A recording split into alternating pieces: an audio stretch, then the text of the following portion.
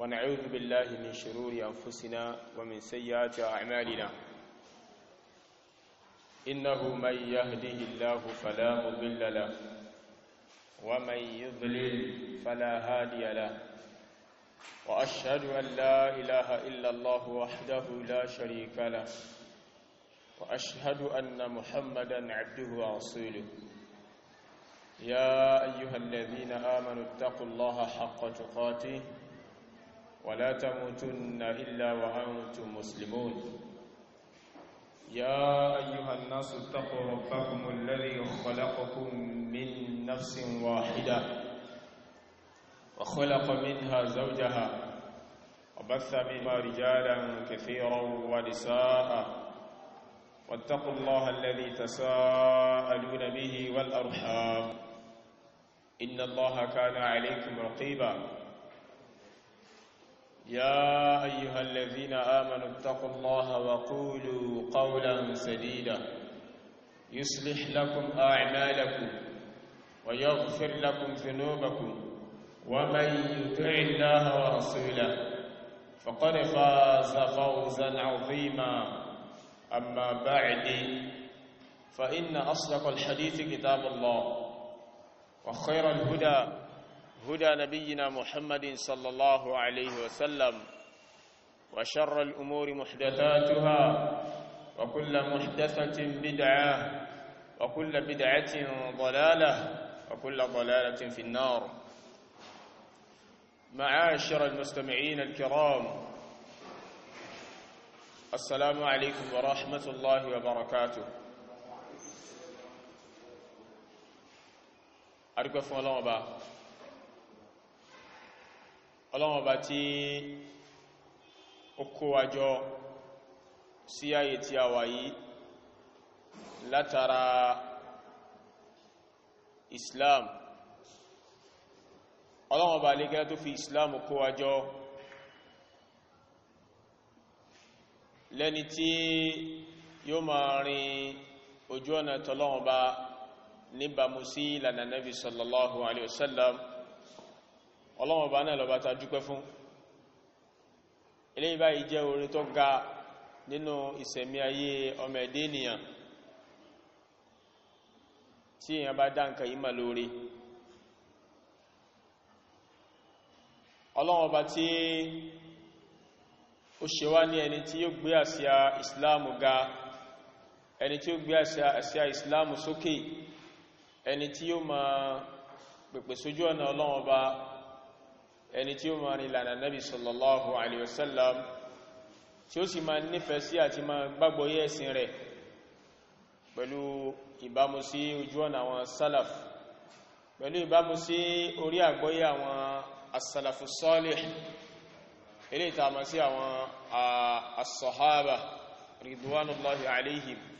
àwọn sahabi annabi sallallahu alaihi wasallam, kí Ọlọ́run Ọba àti igi Ọlọ́run Ọba kó máa bá ẹni kọ̀ọ̀kan wọn.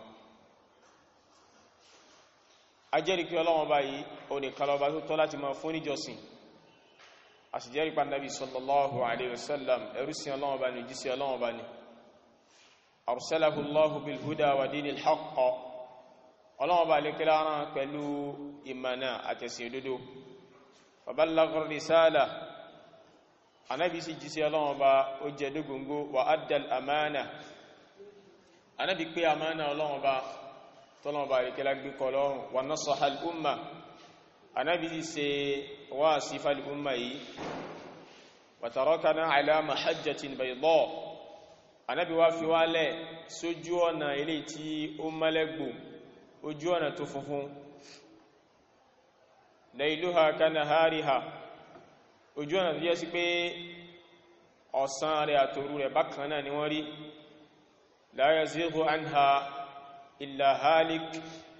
ẹni kankan ní gúríkò níbi lànà Nabi sallallahu alaihi wasallam àfẹni tí ó parẹ́ nílé ayé àtàkìyàmà. Na'udhu billahi ta'ala min dhalik. Àwọn Ọlọ́run Ọba lólùsọ kó níbi ká wà nínú ìkan nínú àwọn tí ó gúríkò nínú lànà Nabi sallallahu alaihi wasallam. Ibadallah, ọ̀rọ̀ tí wọ́n ní kí àríjọ gbé ẹ̀wò òun náà ni al-Furqan بين أهل السنة والجماعة وجماعة التبليغ إياتو تنبلاري أهل السنة والجماعة أتي جماعة التبليغ ونواني كيالي جبية ولاني أراوا tí a bá ní kí a wo àkọlé yìí dáadáa ẹ rí wípé nǹkan kan ni tó yẹ sí pé ó dàrú máwọn èèyàn ní ojú láwùjọ tá a wà yìí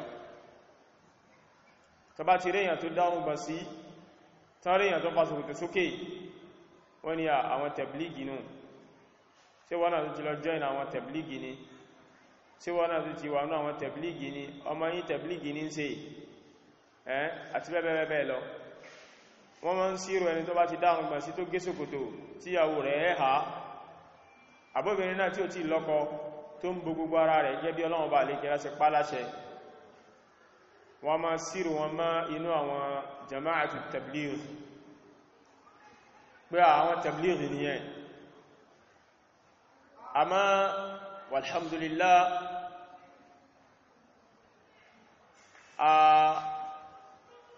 tí a bá ní ká wò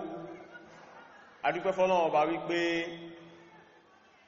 ó ti ń yí ọ̀pọ̀lọpọ̀ láwùjọ wa lónìí wípé ahlus sunnati wal jama'a yàtọ̀ fún jama'atu tabligh kódà ìlúmíwọ̀n bí ilẹ̀ ìpín sáàlù súnnà lẹ́yìn ní àbí tabligh pé àwọn ahlus sunna làwọn tí wọn àwọn èsì tabligh tí wọn sáàlù súnnà lẹ́yìn àrùkú tabligh ní yìí ni so eléyìí báyìí nǹkan tó fa òun náà ni àìdákẹ́ tí àwọn olùpẹ̀pẹ̀ ọ̀dákẹ́ láti máa sọ aburú tí ń bẹ nínú jama'atu tabligh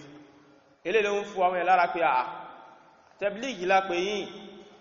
a mọ̀ pé ilé ṣe tabligh tó dá tabligh tó dá báyìí so irú eléyìí báyìí ó fà á dìbí pàwọn èèyàn fi ń fura mọ̀ pé wọ́n ṣe tabligh ò kódà tẹbá rí tẹbá ń sọ̀rọ̀ àwọn tẹ̀blígì báyìí àwọn tẹ̀blígì gan wọn tó tọ́ ma kọ́bọ̀ lọ́wọ́ wọn àmọ́ tó ń ti bẹ́ẹ̀ náà a sì ráwọn èèyàn tó ẹ́ pé ojú wọn sì dúdú wọn mọ̀ yàtọ̀ láàrin ahlu sunnati wal jama'a àti tabligh àti jama'atu tabligh wọn mọ̀ yàtọ̀ láàrin méjèèjì kódà walil asafi shadid nínú tó bá nínú jẹ́ jùlọ ó ní pé kódà a rí nínú àwọn brothers àbí àwọn sisters tí wọ́n mọ̀ yàtọ̀ láàrin ahlu sunnati wal jama'a àti jama'atu tabligh táwọn òpin wàhálà yìí ti pọ̀ jù kí ní yàtọ̀ láàrin ahlu sunnati àti tabligh nísìn láwọn sisters àtàwọn brothers náà tó ẹkùn wọ́n ní rúrú tẹ́ bá ti ń sọ̀rọ̀ àwọn tabligh wáwí lákùnrin fàwọn náà lẹ́jàrí ahlu sunna làwọn náà gbogbo abákan náà ni wá ẹ̀yẹ̀ká tó gbà ní sunna lọ́dọ̀ tí ẹ̀ kíyàn dárùn gbà sí kó gé ṣòkòtò kóbìnrin kó sì bọ́ ara rẹ̀ ahlu sunna ti dé nìyẹn so ilé báyìí látara àìní àgbọ́yé ẹ̀sìn ni látara àìní ọ̀làjú ẹ̀sìn òun ló fà tó fi jẹ́ sí pé èèyàn máa rò wípé tẹ́yàn bá ti dárùn gbà sí tó gé ṣòkòtò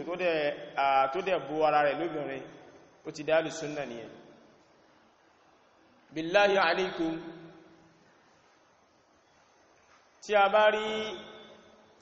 ẹnìkan tí ò kí ń ṣe mùsùlùmí ń sìn tó bá dárùn gbà sí tó gé ṣòkòtò só ti dá ahlu sunna só di mùsùlùmí abẹ́rù pé kò sírú ẹ̀ ẹni tí ò kí ń ṣe mùsùlùmí tó dárùn gbà sí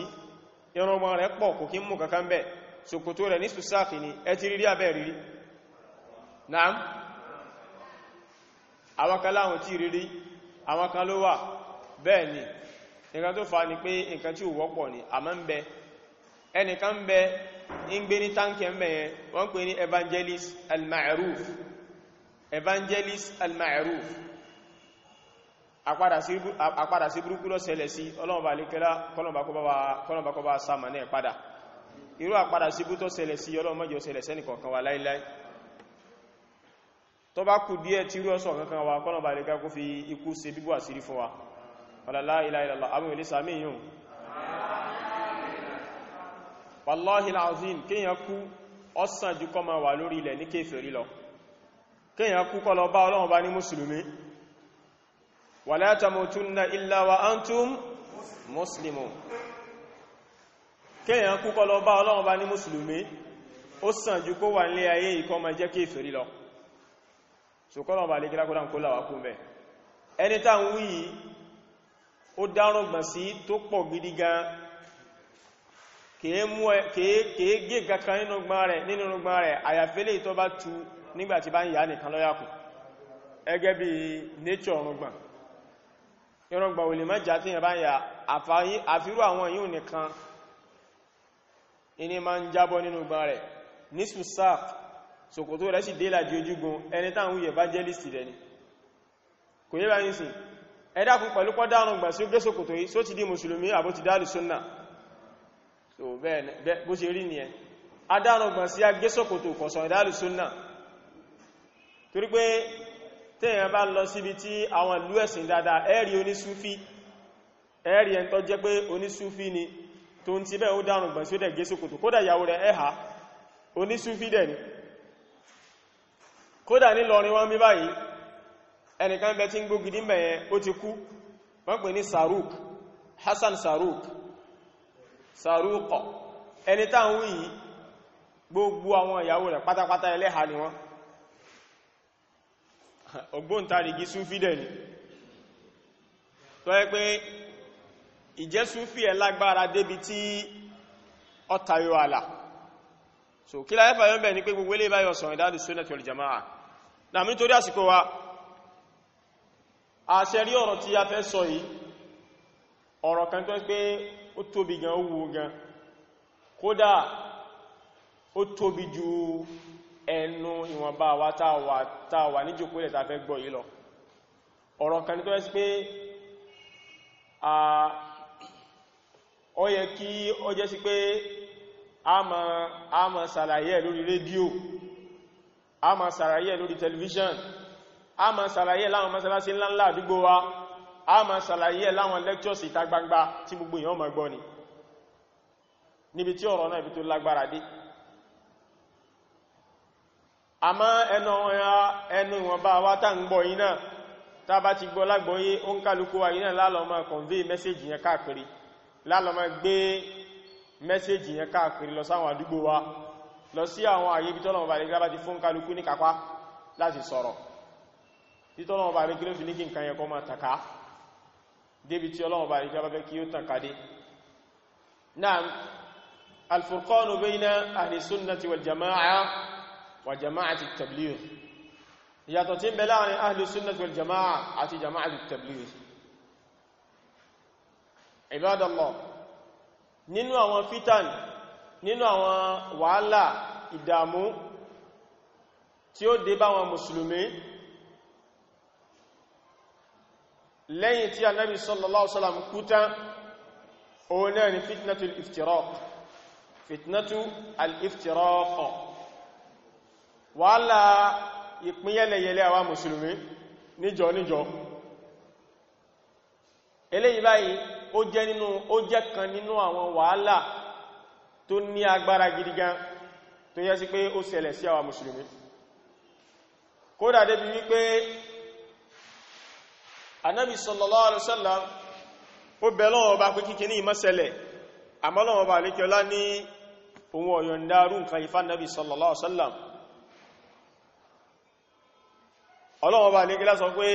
Ọlọ́run bá lékiọlá ó hánà nǹkan yìí pé nǹkan yìí o kò sínú ètò wọn Ọlọ́run bá pé nǹkan yìí ò ní ṣẹlẹ̀ sáwà mùsùlùmí eléyìí báyìí Ọlọ́run bá lékẹ́lá sàlàyé nínú al-Qur'anul Karim wípé Ọlọ́run bá lòun ní kápá lórí gbogbo àwọn ẹ̀dá láti ṣe nǹkan tó bá wù wọn Ọlọ́run bá lórí wọn Ọlọ́run bá lékẹ́lá jẹ́ kó yé Ànábì sallallahu alaihi wasallam nínú Suratul An'am àyà 65 Ọlọ́run bá ní qul huwa al-qadiru ala an yab'atha alaykum 'adhaban min fawqikum Ọlọ́run rí Ànábì máa sọ fún al-umma rẹ̀ máa sọ fún gbogbo ayé tó tẹ́ máa sọ pé al-umma annabi tẹ́ máa sọ pé al-umma annabi ummatun nabi sallallahu alaihi wasallam gbogbo àgbáyé ni wa ma arsalnaka illa rahmatan lil alamin Ọlọ́run bá ní ààrẹ ìrẹ́ ànábì sallallahu alaihi wasallam ààrẹ oníṣẹ́ àyàfi kó máa jẹ́ òjíṣẹ́ sí fún gbogbo àgbáyé Ọlọ́run bá ní ààrẹ sẹ́ni kankan ààrẹ oúnṣẹ́ àyàfi sí gbogbo àgbáyé pátápátá gbogbo àgbáyé lọ́wọ́n bá lè kẹ́rán ànábì sallallahu alaihi wasallam sí tó tó bá ń sọ̀rọ̀ nípa lùúmà nẹ́bì gbogbo ayé lẹ́lùúmà nẹ́bì ilé náà pè ní ummatu da'wa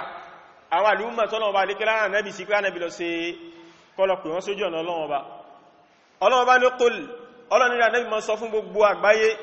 pé huwal qadiru ala an yab'atha alaykum 'adhaban min fawqikum Ọlọ́run bá lọ́ba tó ní kápá láti sọ ìyà kalẹ̀ lẹ́yìn lórí láti òkè yín huwal qadiru ala an yab'atha alaykum 'adhaban min fawqikum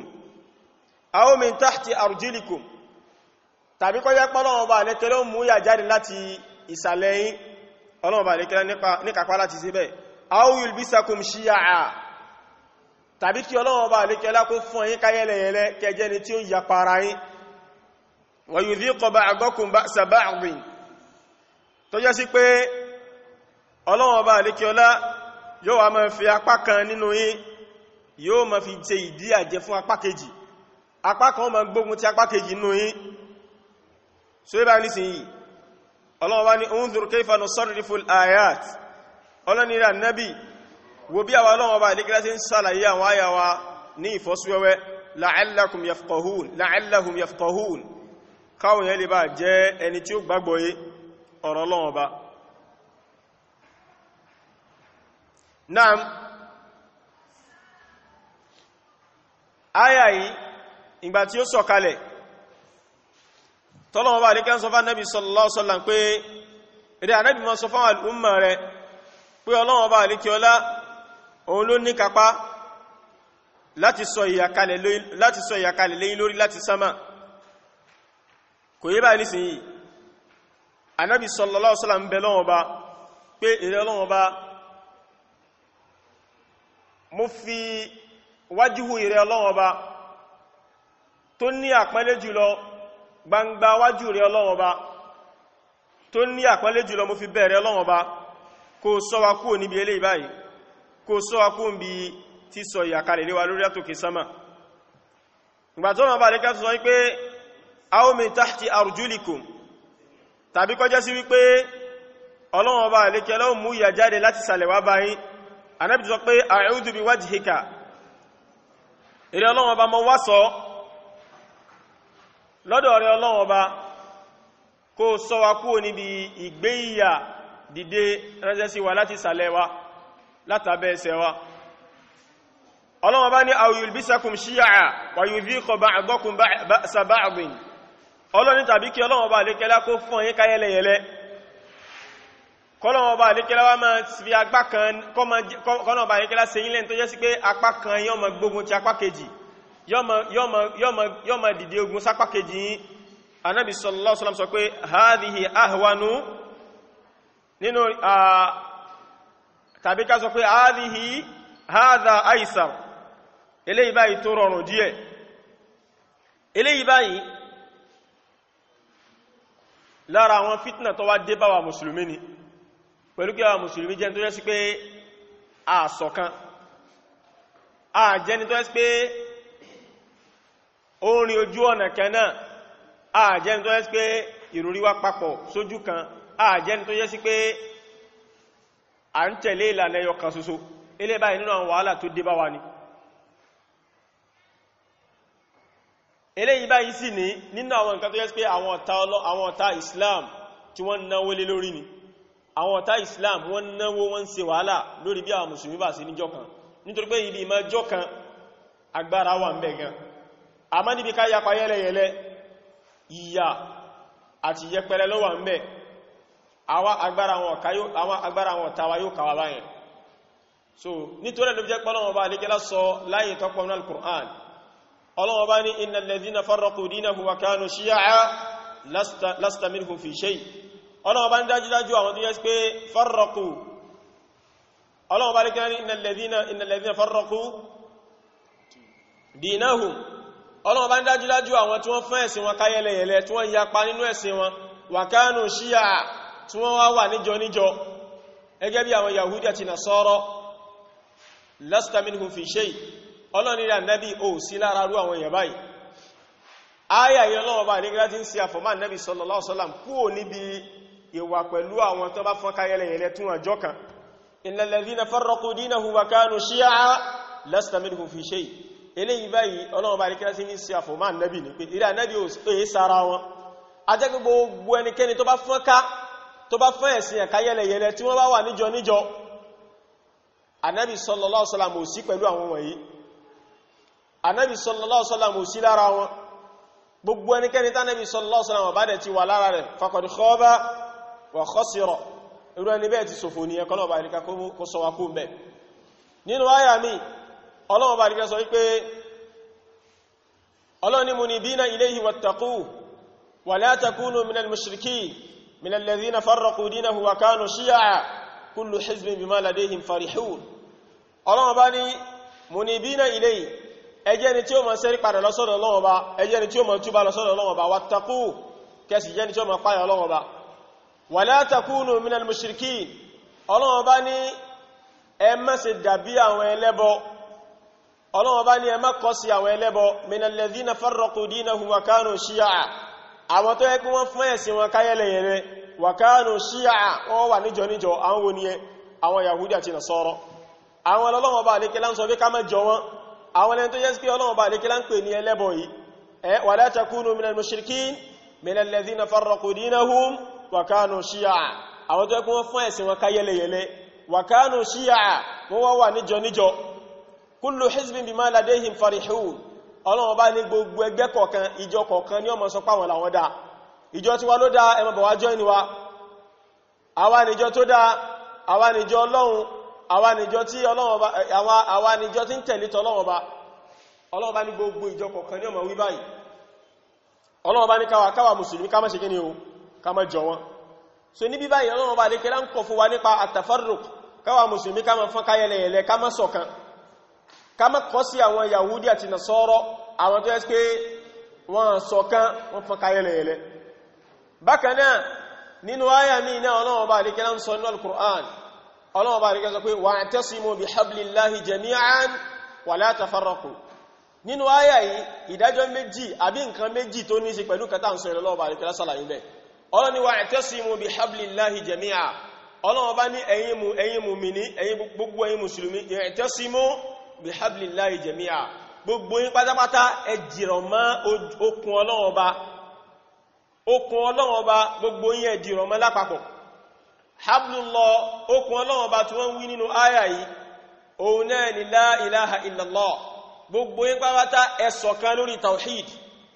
Àrínà wal mufassirun tó ní hablullah, okùn Ọlọ́run Ọba tí wọ́n wí nínú àyà yìí, òun náà ni al-Qur'an. Àtẹ̀kẹ́ ní àtẹ̀kejì ọ̀rọ̀ àwọn méjèèjì bákan náà ló ń já sí kọ̀takura wọn, nítorí pé at-tawhid ibo ló wà jama'a, inú al-Qur'an. Ìgbàjá al-Qur'an dẹ̀ wá sàlàyé fún wa òun náà ni nípa at-tawhid, àbí ẹ̀kọ́ ni. So wa'tasimu bihablillahi jami'a, Ọlọ́run bá ní kí àwa mùsùlùmí ká dìrọ̀ mọ́ okùn Ọlọ́run bá ká ṣọ̀kan lórí ọ̀rọ̀ tawhid. Ló fi jẹ́ sí pé tá bá ń sọ pé a fẹ́ ṣọ̀kan wa mùsùlùmí, in tá máa ṣọ̀kan lé lórí òun náà lórí ọ̀rọ̀ tawhid, lórí ìpìlẹ̀ al-Qur'an, òun la máa ṣọ̀kan lé lórí. Tá bá ti lẹ́ni tó yapa tawhid àbẹ́ni tó yapa al-Qur'an, a ṣe kíni, a yọnu ẹni bẹ́ẹ̀ kóònù sọ fún wa kò yí báyìí sí yìí. wa'tasimu bihablillahi jami'an wala tafarraqu, nínú àyà kanáà Ọlọ́run bá ìgbà tí ń pa wá láṣẹ ká ṣọ̀kan, Ọlọ́run bá ìgbà tí ń kọ̀ fún wa ká pín yà yẹlẹyẹlẹ, wala tafarraqu. Ọlọ́run bá ìgbà tí ń pé wadhkuru ni'matallahi alaykum idh kuntum a'da'a fa'alafa bayna qulubikum. Ọlọ́run bá ní ẹ̀dẹ̀ rántí ìdẹ̀ra èmi Ọlọ́run bá lórí yín, idh kuntum a'da'a, nítorí pé nígbà kan rí ọ̀tá ara yín lẹ máa ń bára yín ṣe, ìdílé kan máa bá ìdílé kejì ṣọ̀tá, àwọn ìran kan máa bá ìran kejì ṣọ̀tá, báwọn Lárúbáwá ṣe rí nìyẹn.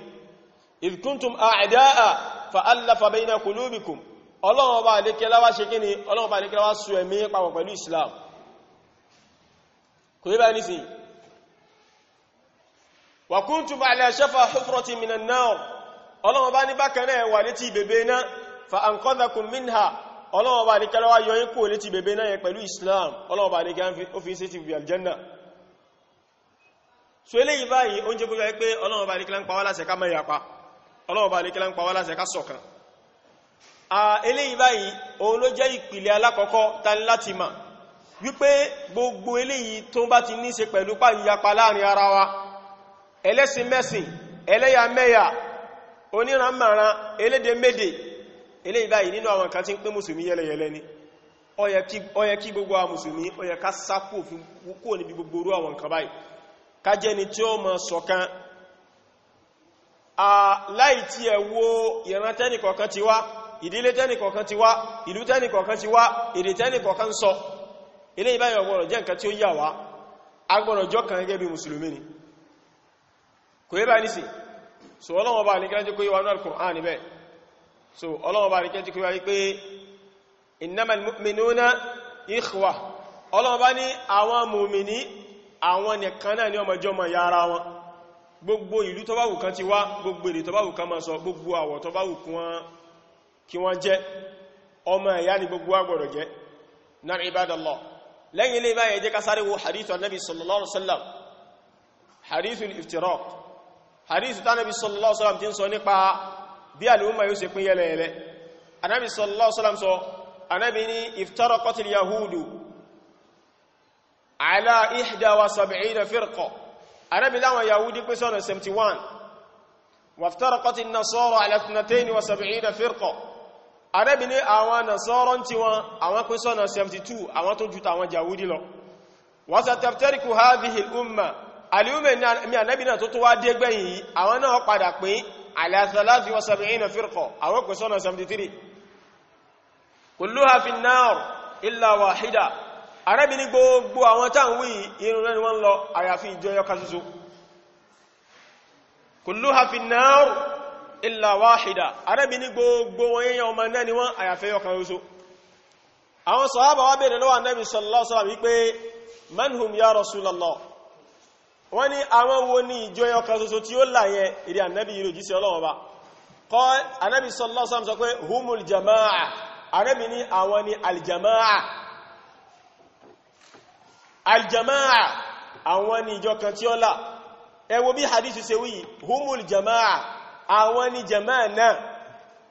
jama'a ibadallah àwọn jama'a wọ́n Ànábì wí báyìí tàbí lè sọ́rú jama'a náà fún mi ṣẹ̀pá Ànábì ọ̀dákọ̀ jama'a kankan báyìí àbẹ́ẹ̀kọ́ ni Ànábì ní humul jama'a àwọn jama'a làwọn tí ó láyẹn tàwà ni jama'a náà kò wá sí ẹnìkan lónìí tí ó máa claim kóhun ni jama'a yẹn àbẹ́ẹ̀kọ́ ni kò sí ìjọ kan lónìí tí ó máa pàpẹ mọ́ra pé aljama'a tánàbí ń wí yíò àwa ni now Ànábì fún rẹ̀ wá sàlàyé nínú hadithu mi wípé àwọn àròyìn wọ̀nyí gbogbo ẹnikẹ́ni tẹ́ bá ti rí lára rẹ̀ àwọn ni aljama'a tá ń sọ ẹ̀ a jẹ́ pé ilé ìta fẹ́ kàtànà bí sàlàyé ẹ̀ yìí gbogbo ẹnikẹ́ni tó bá ti kó sínú àwọn nǹkan yìí irú ẹni báyìí tó bá aláà akírò ẹni báyìí kó oríire púpọ̀ nínú ẹgbà wá mẹ́rin tó sàlàyé lè Ànábì ní man kana ala ma ana alayhi al-yawm wa ashabi Ànábì ní àwọn jama'a náà àwọn tó jẹ́ sí pé gbogbo ẹnikẹ́ni tó bá wà lórí nǹkan tẹ́mi Ànábì wà lórí ẹ̀ lónìí gbogbo àkídà tẹ́mi Ànábì wà lórí ẹ̀ lónìí gbogbo ìbádà tẹ́mi Ànábì wà lórí ẹ̀ lónìí gbogbo àwọn ìwà tẹ́mi Ànábì wà lórí ẹ̀ lónìí wa ashabi àti tàwọn sọ̀hábà mi tó wà lórí irú àdìsọ́kà táwọn sọ̀hábà mi wà irú ìbádà táwọn sọ̀hábà mi ń ṣe Ànábì láwọn ni aljama'a a jẹ́ pé gbogbo àdìsọ́kà tí èèyàn bá ti ní gbogbo ìbádà tí èèyàn bá ti ń ṣe tí ó bá ti jọ orú ilé tánàbí wà lórí ẹ̀ nígbà yẹn tí ó bá ti jọ orú ilé táwọn sọ̀hábà wà lórí ẹ̀ nígbà yẹn irú ẹni bẹ́ẹ̀ ò sínú àwọn jama'a tánàbí ni yọ́lá yẹn ni kò sínú jọ kan tánàbí ni yóò ṣe kí ni yọ́lá kó bí Ọlọ́run bá tí ó wà jẹ́nà yẹn ilé ìbá lọ́fà láwọn fáwọn fi ń pe ìjọ ẹyọ kan yẹn ní alfirqatu najiya kí ni mo pé jama'a o alfirqatu annajiya ìjọ ẹyọ kan oṣo tí ó là kó bí Ọlọ́run bá torípa àwọn ìjọ yẹn nìkan Ànábì ni yóò ṣe kí ni Ànábì ní òun nìkan ni ò ní wọ́n náà àbí ẹ̀kọ́ ni alfirqatu najiya jama'a eléyìí báyìí ní ìpìlẹ̀ ta fẹ́ mọ gbogbo ọ̀rọ̀ wa lé lónìí a fẹ́ gbé iṣẹ́ àwọn jama'atu tabligh àti àkídà wọn. Bákan náà a dẹ̀ fẹ́ gbé iṣẹ́ àwọn ahlus sunnati wal jama'a àti àkídà wọn a fẹ́ gbé sórí òṣùwọ̀n ìntánẹ́bí wà lórí ẹ̀ nígbà yẹ àtàwọn sọ̀hábà ẹ̀. Kò rí báyìí nísìnyí ilé báyìí ló ti káwà mọ̀ yàtọ̀ tí ń bẹ láàrin ahlus sunna àti tabligh. Ibadallah, tí a bá wo jama'atu tabligh ẹ jẹ́ ká wo àwọn iṣẹ́ wọn tí wọ́n ń ṣe àtàwọn àdìsọ́kàn wọn káwà mọ̀ bọ́yá wọ́n wà lórí ojú ọ̀nà yẹn àbí wọ́n sí lórí ojú ọ̀nà yẹn. Náà alákọ̀ọ́kọ́ náà àwọn jama'atu tabligh jama'a kan ni wọ́n tó jẹ́ sí wípé ẹni tó dá wọn lẹ̀ tó dá jama'a yìí lẹ̀ ó wá láti ibi kan tá ń pè ní Kandala ní India. Ọ̀nà fi máa ń pè ní al-Kandahlawi tó pọ̀ wá láti Kandala ní India lẹ́ni tó dá jama'atu tabligh ẹni tó dá lẹ́bi tó ṣe wá nìyẹn. Kò yí báyìí sí yìí ẹni yìí sì ní ó gbé jama'a yìí kalẹ̀ lórí àwọn òrùrí kan ni ó gbé kalẹ̀ lórí àwọn òrùrí kan. Ẹ jẹ́ ká wá yí àwọn òrùrí náà wò ká wá gbé òrùrí náà sórí òṣùwọ̀n ìntánẹ́bí wà lórí ẹ̀ nígbà yẹn àtàwọn sọ̀hábà só bá wọn àbí ò bá mu. Alákọ̀ọ́kọ́ àwọn tabligh fi bábil qadar níbi báàbù ìnígbàgbọ́ sí kádàrá jàbúríyà ni wọ́n. Àwọn wọn ń pè ní jàbúríyà àwọn tó gbà pé àtẹni tó ṣe dáadáa o àtẹni tí ò ṣe dáadáa o Ọlọ́run ọba náà ló jẹ wọ́n páṣẹ. Ọlọ́run ọba ló jẹ wọ́n páṣẹ, so Ọlọ́run ọba àníkẹ́lẹ́ ò ní fìyà jẹ wọ́n lórí gbogbo ń tọ́báwù kéèyàn ṣe láburú. Kò yẹ báyìí tó pọ́nà ọba náà ló jẹ ń páṣẹ kìí ṣe pówó òun náà. Eléyìí báyìí nínú àkídà àwọn tabligh ló wà, ó yapa sí àkídà Nabi sallallahu alaihi wasallam. Nítorí làwọn tabligh ló sọ fún yín pé àwọn tabligh ẹni tó bá ti tẹ̀rí sínú tabligh dáadáa tí bá mú tí báyìí àbí ń parọ́ torí wọ́n máa parọ́ gan wọ́n dẹ̀ máa jàmbáyàn. Àmọ́ ẹlẹ́rálù súnà náà ti ń parọ́ ẹlẹ́rálù súnà ti ń jàmbáyàn. Ìyí ò sọ wípé ọsọ alùsúnà dẹni tí ọsọ súnà dẹni nǹkan tí ó dá. Nítorí pé kárí mùsùlùmí tí ń mutí ìjọ sọ wípé Islam ò dá. Kárí mùsùlùmí tí ń jalè ìjọ sọ pé Islam ò dá. Kárí mùsùlùmí tí ń pààyàn àbí mùsùlùmí tí ń ṣẹbọ tó sọ fún apẹ́sìn ẹlẹ́bọ ní Islam. So kárí tablighi kárí yàn tí ń tẹ̀lójú ọ̀nà tablighi kó máa parọ́ kó máa ṣe jàmbá kó máa jalè kò tí sọ fún wa pé jama'atu tablighi ọ̀dá. Ó dìgbà tá bá tó wọnú manhajù wọn tá bá rí pé manhajù wọn àbí ojú ọ̀nà wọn tí wọ́n rìn ó sọpọ́ọ̀tì kíyàn máa jalè kíyàn máa mutí. Kò tí yẹ báyìí nìsìn ìgbà ìrà tó wà lè gbà pé tó bá yẹ pé lànà tẹ́ntẹ̀lé ní kọ inú nǹkan báyìí lànà tí ò dá ni. Àmọ́ tó yẹ pé ìwọ gangan fúnra rẹ̀ ló ń wúrú wà yìí kése pé nù lànà yẹn lọ́wà ìwọ gangan ló dá kò tí kò bá lànà yẹn. Ìyẹ̀lànà tabligh wá ni pé gbogbo tí yẹn bá wù kó ṣe láyé láburú Ọlọ́run ni tẹ́bá tó ń gbé àbúrọ́dà kí ló ní tẹ́wà jàmbá mi kí ló tẹ́ ń parọ́ ọmọ ìyá Ọlọ́run ni tẹ́bá tó ń gbé àbúrọ́dà kí ló tẹ́ ń ṣe zìnà yóò ní Ọlọ́run ni bọ́dà kí ló tẹ́ ń jalè yóò ní Ọlọ́run ni bọ́dà kí ló tẹ́ mọ́gbó yóò ní Ọlọ́run ni gbogbo nǹkan Ọlọ́run ni eléyìí báyìí wallahi inú àkídà àwọn tabligh ló wà wọ́n ní gbogbo tó bá ṣe é ṣe Ọlọ́run ni àti gbogbo tí ó bá ṣe é ṣe Ọlọ́run ni kẹ́mọ̀ pé gbogbo tí bá ń ṣẹlẹ̀ Ọlọ́run ni ó máa ṣẹlẹ̀ àti gbogbo Ọlọ́run ní gbogbo ẹ̀. Eléyìí báyìí àkídà jàbúríyà ni kí ẹ máa ṣe ihtijaju bil qadar lórí aburú tí bá ń ṣe kí ẹ máa fi kádàrá sẹ̀rí lórí pé ń sàbúrú kó ní ẹ̀ bọ́lọ̀ ṣe kádàrá tó ní ẹ̀ nínú àkídà àwọn tabligh ló wà. Eléyìí báyìí kò sínú nǹkan tí Ànábì sallallahu alaihi wasallam ń pèpè rẹ̀ kò dẹ̀ sí nínú nǹkan tí kódà ló fi jẹ́ sí pé nígbà lásìkò Umar ibn Khattab ààrẹ nìkan nú àwọn èèyàn tó ṣe zina àmì ó jalè ọwọ́ abẹ́ fi kádàrá sẹ̀rí ẹyẹ bá wọn tabligh sí mọ́ fi kádàrá sẹ̀rí. Kí ni nǹkan tó ṣe? Ìgbà tó jalè wọ́n wá mú lọ sọ́dọ̀ Umar láti pé ká gbé ìdájọ́ ṣẹ̀ríà lé lórí. Sẹ́sì pẹ́ tó bá jalè déédéé nǹkan tí ṣẹ̀ríà ní ká gé lọ́wọ́ lé lórí wó gé lọ́wọ́ ni Umar wá dájọ́ pé ká lọ gé lọ́wọ́. Ó wá sọ pé ya Umar ya amirul mu'minin ya amirul mu'minin ó ní tí mo jà yí Ọlọ́run ló jẹ́ kó rọrùn fún mi, Ọlọ́run ní kí n jà ó ní kádàrá mi ni ó ti wà nú kádàrá mi pé máa jalè ní má mú mi pẹ̀lú tó ti wà nú kádàrá.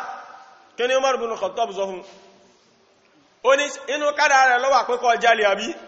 a jẹ́ pé inú kádàrá náà ló wà pá gí ọ lọ́wọ́ ẹjọ́ ìrìnlẹ́mà ìsì pé innama naqta'u bi qadarillah so rọ́wọ́ta wà náà ń gé yìí nínú kádàrá Ọlọ́run bá lọ́wọ́ pé ká máa gé wọ́ so kádàrá Ọlọ́run bá ní kó jalè kádàrá Ọlọ́run bá ní pé ká gí ọ lọ́wọ́ kò yé báyìí nísìnyí eléyìí báyìí nígbàtà aléyàn tó fẹ́ sí ihtijaj bil qadar tó yẹ bí kádàrá sí ẹ̀rí lórí aburú tí ń ṣe kí ni Umaru ṣe Umaru tako tó bẹ́ kò sínú manhaju ahli sunnah wal jama'a so àwọn jama'atu tabligh fi babil qadar jaburiyatu níbi báàbù qadara jaburiya ni wọ́n tẹwárí jama'atu tabligh fi babil iman murji'a ní àwọn jama'atu tabligh níbi báàbù al-iman murji'a ni wọ́n kí náà ń pè bẹ́ murji'a làwọn tó gbà yí pé gbogbo tó bá wù kíyàn máa ṣe lẹ́sẹ̀ kò kó bá imaniya la yadurru ma'al imani dhanbun la yadurru ma'al imani dhanbun bẹ́yẹ̀ bá jalè kò kó bá imani rẹ̀ bẹ́yẹ̀ bá mutí kò kó bá imani rẹ̀ bẹ́yẹ̀ bá ń ṣe zina kò kó bá imani rẹ̀ bákan náà kò sí èyí tí yẹn lè ṣe nínú iṣẹ́ táàfi yọ jáde kó ní Islam kò sí iṣẹ́ tí yẹn lè ṣe táàfi pè ní kèfèrí eléyìí báyìí àkídà àwọn tabligh ni kò sí ẹbọ tẹ́ lè máa ṣe láyé kò sí ẹbọ tẹ́ bá ti ṣe la ilaha illallah la ilaha illallah lọ́dọ̀ tablighi mùsùlùmí ni ẹ̀yẹ́ sáàmà ṣe la ilaha illallah eléyìí báyìí àkídà àwọn murji'a ni eléyìí báyìí àkídà àwọn tani o àwọn murji'a ni kò sínú àkídàtu ahli sunnah wal jama'a kò sí nínú lànà nabi sallallahu alaihi wasallam tánàbí wà lórí ẹgbà yẹn nítorí pé la ilaha illallah ó láwọn nawaqid ó láwọn tó ń bà jẹ́ òun náà ni pé àwọn iṣẹ́ tí la ilaha illallah tó ń pè wá sí àti iṣẹ́ tí la ilaha illallah ń pè wá kú ń bẹ́ téèyàn bá ti ṣe àwọn iṣẹ́ yẹn iṣẹ́ tí la ilaha illallah ní kíyàn má ṣe téèyàn bá ti lè ṣe iṣẹ́ yẹn la ilaha illallah rẹ̀ ti bàjẹ́ gbogbo ẹnikẹ́ni tí la ilaha illallah rẹ̀ bá bàjẹ́ rẹ̀ níbẹ̀ ti jáde kó ní Islam bákan náà nínú àwọn nǹkan tá fi mayàtọ̀ láàrin jama'atu tabligh àti àwọn jama'a ahli sunnah wal jama'a ní pé àwọn jama'atu tabligh ya'muruna bil ma'ruf wa la yanhauna 'anil munkar àwọn jama'atu tabligh wọ́n máa ń pààyàn láṣẹ dáadáa ni wọn kì í kọ̀ bàjẹ́ fún yàn eléyìí báyìí ó yapa sí ojú ọ̀nà al-Qur'an ó dẹ̀ yapa sí kíni o sí ìlànà nabi sallallahu alaihi wasallam ọ̀rọ̀ dáwà yìí mabniyatun ala aslaini azimaini wa huma al'amuru bil ma'ruf wa nahyu anil munkar dáwà ìpẹ̀mùsójú ọ̀nà náà bá wọ́n má lórí ìpìlẹ̀ méjì tó tóbi òun náà ní ká mẹ́ pa wọ́n lọ síbi dáadáa káàdẹ̀ mẹ́ kọ àbàjẹ́ fáwọn èèyàn ọlọ́wọ́ bá ní kẹ́lẹ́ sọ fún Nabi Nuh alayhi salatu wassalam nínú suratu Nuh ọlọ́wọ́ bá ní inna arsalna Nuhan ila qawmihi an anzir qawmak min qabli an ya'tiyahum adhabun alim abẹ́ẹ̀kọ́ ni an anzir qawmaka ló kìlọ̀ fáwọn ọjọ́ rẹ̀ annahyu anil munkar lọ sọ fún ọpá burú tí wọ́n ṣe yọ̀dá min qabli an ya'tiyahum adhabun alim síwájú kó tó jẹ́ pé ìyà ẹlẹ́tẹ̀ lè rọ̀ wá jẹ wọ́n kí ló fà nítorí pé gbogbo ẹnikẹ́ni tí bá ń sa burú gbogbo ẹnikẹ́ni tí bá ń ṣẹbọ tí wọ́n bá ti rí olùkìlọ̀ tí ó kìlọ̀ fún Ọlọ́run bò ní fìyà jẹ wa ma kunna mu'adhibina hatta nab'atha rasula Ọlọ́run bá ní àkí ń fìyà jẹ yẹn lórí aburú tó ṣe àyàfìgbà tàbá gbé òjíṣẹ́ dìde sí tó bá takú àti pé Ọlọ́run bá ní kẹ́ sọ wípé wa uhiya ilayya hadha al-Qur'an li unzirakum bihi wa man balagh Ọlọ́run bá lè kẹ́lá fi al-Qur'an rẹ̀ sí mi kí n lè bá máa fi ṣe ìkìlọ̀ fún yín ni àti gbogbo ẹnikẹ́ni tí al-Qur'an bá dọ́dọ̀ rẹ̀ ó tún ẹgbẹ́ gbogbo ẹnikẹ́ni tí al-Qur'an bá sì dọ́dọ̀ rẹ̀ irọ́ ẹgbẹ́ ò ní jíyà náà nítorí àsìkò ọjọ́ ti lọ gan àwọn jama'atu tabligh wọ́n máa ń pèpè sí dáadáa wọn kí ń kọ aburú fáwọn èèyàn Ọlọ́run bá ní kíláàdì jẹ́ kó yọ pé walitakun minkum ummatun yad'una ila al-khayr wa ya'muruna bil ma'ruf wa yanhauna 'anil munkar Ọlọ́run bá ní kẹ́jí kó rẹ̀ pé ẹ jẹ́ kó máa wà láàrin yín umma àwọn ìjọ kan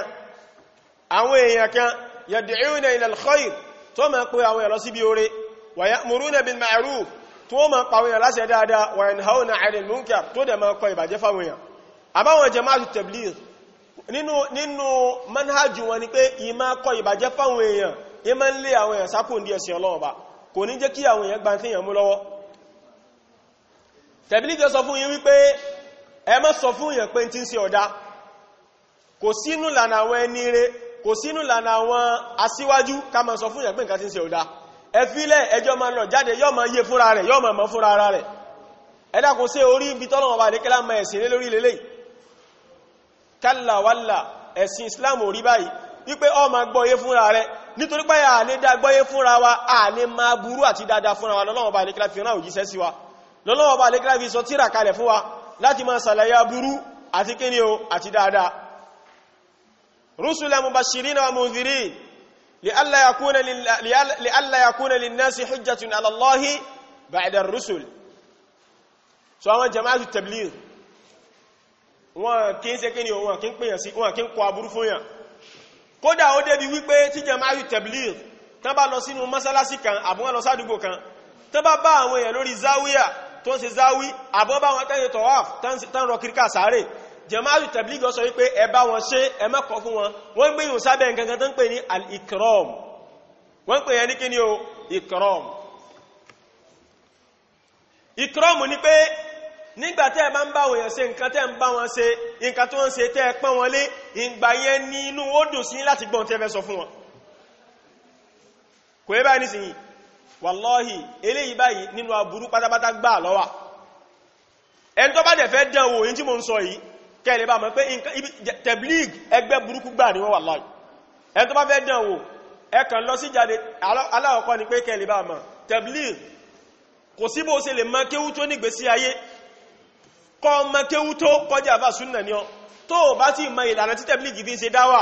wọ́n lè lọ jáde láíláí kẹ́tì ọ̀síwájú kò ṣe dáwà láíláí nítorí pé kèése Islam náà fẹ́ pèpè sí wọ́n fẹ́ pèpè sí jama'atu tabligh ni. So wọ́n fẹ́ pèpè sí àwọn 6 point tí wọ́n àwọn 6 point náà fẹ́ pèpè sí ó dẹ̀ ti ní gbogbo báyé máa ń ṣe.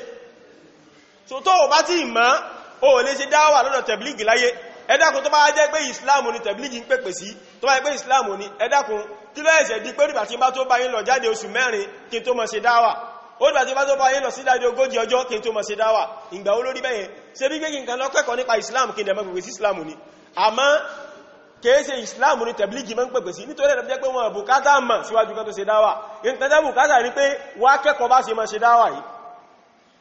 gbogbo ọ̀rọ̀ tó bá fẹ́ máa sọ ọgbọ̀rọ̀ bẹ̀rẹ̀ lórí la ilaha illallah kó dẹ̀ pẹ̀rẹ̀ sórí la ilaha illallah gbogbo ọba dẹ̀ lọ sí lọ tó bọ̀ gbogbo ọba sí lọ tó bọ̀ ọgbọ̀rọ̀ pé àwọn lọ sí bí pé kan lọ sí jáde èmi máa ń bi tabligh léèrè pé erí yín ò pé wàláhì mo fọ́lọ́bà búra inú èèyàn tí ò pé lórí jù láyé tabligh ni ẹ dákun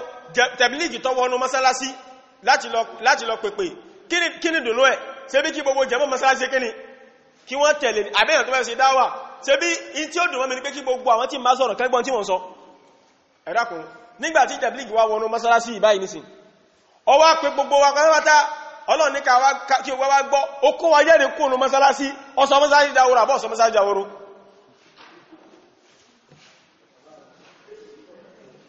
wa man azlama mimman mana'a masajida Allahi an yudhkara fiha ismuhu wa sa'a fi kharabiha ẹ̀ ń pèpè sí mọ́sálásí dáwòrò nìyẹn ẹ dákun ẹ wá máa wò nígbàtí gbogbo apáwátá àbí jàmáà tabligh tó wá mọ́sálásí tó wá pèpè kí ni dùnmọ́ rẹ̀ kí ni dùnú rẹ̀ ṣe bí kí gbogbo jàmáà kan fókọ́lẹ̀ kankalọ̀ jáde ni gbogbo apáwátá wá fi mọ́sálásí lẹ̀ àfókọ́lẹ̀ alọ́síjáde ológójì ọjọ́ àbí ìjáde olóṣù 4 nígbàtá bá dé sáwọn ewúrẹ́ kí ọmọ kírun mọ́sálásí ewúrẹ́ yóò mọ̀ sí máàmù fáwọn ewúrẹ́ àwọn àgùntàn ló sì mọ̀ tó lẹ́yìn rẹ̀ ẹlẹ́ẹ̀kejì ni wípé ẹ dákun ibo ni tabligh ń kó wa lọ gẹ́nà nítorí pé gbogbo ẹ̀yin tẹ́ jáde kó ní mọ́sálásí tẹ́ bá tún ní mọ́sálásí mi ẹ tó lọ pé àwọn ará mọ́sálásí náà kí wọ́n tún jáde kó mọ́sálásí ni o ẹ dákun gbogbo mọ́sálásí àdúgbò wọ́n wá ń dá wa lóhùn akógbọ́ kó ládùúgbò yẹnyẹn ẹ kó gbogbo mùsùlùmí àdúgbò wọn ẹ kó kú ò níbo lẹ́ ń kó wọn lọ́nà ẹ máa kó wọn rìn káàkiri no destination ẹ dákun ìbéèrè technical question wọ́n fẹ́ kẹ́ ìbíra ilé pé ibo ni tẹ̀blígì ń kó wa lọ ibo ni tẹ̀blígì ń kó wa lọ gan nítorí nǹkan tó fà ní pé sẹ́rí tẹ̀blígì gbà wípé góngórí ẹ̀sìn pátápátá òun ní ká máa lọ sí jáde iṣẹ́ àwọn ànábì Ọlọ́run bá nù ká máa rìn káàkiri bí orí tẹ́sẹ́ngi ká máa rìn káàkiri bí ẹ̀mí ìyá lásà ìtí tẹ̀blígì gbà ní ìbádà nìyẹn àníṣẹ́ ẹ̀ tí mò ń sọ̀rọ̀ kan ẹ̀ tí gbọmí yé o àní tẹ̀blígì sẹ́wọ́n wọ àdúgbò kan wọ́n bá kó gbogbo mùsùlùmí àdúgbò ń kó wọn lọ jáde ẹ̀dẹ́kun nígbàtí àwọn mùsùlùmí wọn bá fi padà dé lẹ́yìn oṣù mẹ́rin sáwọn kírísẹ̀nù tí wọ́n ti gbàdúgbò mọ́ lọ́wọ́ àti pé tani ó mọ̀ sí dáwà fáwọn ará àdúgbò yẹn nígbàtí bá kó ogun jáde àbí ìmọ̀ mọ́sálásí ọ̀lọ́wọ́ kó fẹ́ lọ jáde wọn ni àkàràmọ̀kúnmọ̀lẹ̀ yẹn mọ́ lọ sí ẹmọ ìbádáwà lọ láíláí ẹ̀yìn jẹ́ àwọn ìmáàmù wa ti náwọ́ oṣù mẹ́rin náà fílẹ̀ gbogbo wa ń sìn kọ́ mọ́ sẹ́kẹ̀rì kan tí ò ní náwọ́ mọ́ àwọn ìmáàmù wa ẹni eré ni wọ́n àbí ẹ̀kọ́ ni ẹ̀tẹ̀ láwọn bàbá ẹwà kó ogbò jẹ́mọ̀ mọ́sálásí kú ò ta ní ọmọ sí dáwà fáwọn èèyàn ládùúgbò ẹ̀ ẹwà máa wó awákó ogbò mùsùlùmí Nàìjíríà kú ò tẹ̀pẹ́ ìtí tẹ̀blígì ń pè wá sí ni ẹ àníṣẹ́ ìtún ń pè wá sí ní kámọ̀ dáhùn kámọ̀ awákó ogbò akó wọn lọ sí Ghana akóta àwọn Ghana náà akó ogbò Ghana akó wọn lọ sí Ivory Coast ẹ̀dá gbogbo wọn là ń kó wọn lọ gẹ́ ibo là ń kó wọn lọ náà wàláhì kò yé mi akàfẹ́ máa rìn káàkiri ayé àrí ilé ìbáyé kìí sojú ọ̀nà àwọn ànábì Ọlọ́run bá ní ẹ̀ lérí bí táwọn ibi tí wọ́n ń káwọn èèyàn jáde kú olú títí àníbò lẹ́ ń kó wa lọ sẹ́ èmi mo sì wà lórí question yẹn láìjọ́ tí mo ti ń bí jàmáà tẹ̀blígì kò sí tẹ̀blígì tó rí dáhùn rí láyé pé ibo lẹ́ ń kó wa lọ gan torí èmi ọmọ rí ìrìn òṣì báyìí èmi ọmọ wallahi alazim gbogbo ilé ìbáyìí nínú usulu dáwà tẹ̀blígì ni àníṣẹ́ tẹ̀blígì wọn pàtàkì mà rárá in fact tẹ̀blígì gbà yí pé èṣù ni mà mo fi Ọlọ́run búra àwọn ilé tí mo ń sọ yìí kèése wọ́n ní wọ́n pé kèése pé ìbanilókọjẹ́ èmi mo bá wọn lò dáadáa èyí ṣe tẹ̀blígì rí o àmọ́ mo bá wọn lò dáadáa àjọ sùn lójú kan náà àjọ jí kò yí báyìí ní sí yìí èmi èsì fi wọn lọ́rùn balẹ̀ tẹ̀blígì gbà yí pé wọ́n ní sẹ́rí lágbájá àti lágbájá ìmọ̀ ní wọ́n mọ̀ wọ́n ṣe gbìyànjú ìmọ̀ nítorí pé ìjọ́ tẹ́yẹ̀ bá ti lè nímọ̀ láyé ìjọ́ ẹni ó kó onú gbèkọ̀ àwọn tẹ̀blígì ìjọ́ ẹni ó sign out wàláhì nítorí ẹ̀ tẹ̀blígì inú ẹni tó kíkè gẹ́sì mọ̀jù láyé tẹ̀blígì ni Ọlọ́run ọba àríkíládẹ̀ ń pẹ̀pẹ̀ sí kí ni o ń pẹ̀pẹ̀ sí pé ká máa wá mọ̀ abẹ́ẹ̀kọ́ ni la yastawi alladhina ya'lamuna walladhina la ya'lamun